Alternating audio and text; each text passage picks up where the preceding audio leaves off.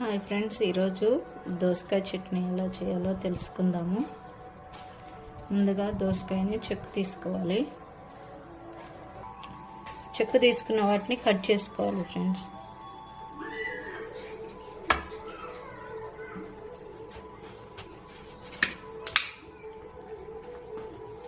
పచ్చిమిర్చిని వేయించుకోవాలి. దీనిలో కొద్దిగా ఆయిల్ పోసుకోవాలి.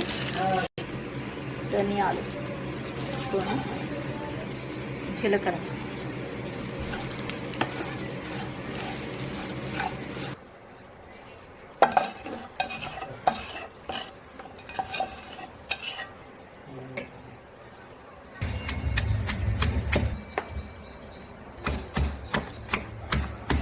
పోపు పెట్టుకోవాలి.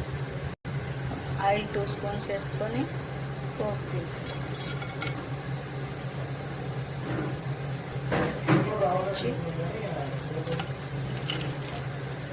ఎల్లిపాయలు,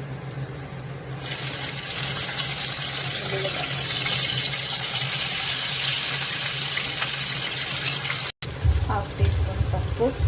నా దగ్గర కరివేపాకు అవైలబుల్గా లేదు, మీ దగ్గర ఉంటే వేసుకోండి.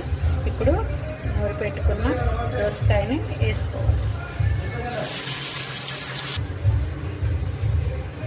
టేస్ట్కి సరిపడా సాల్ట్.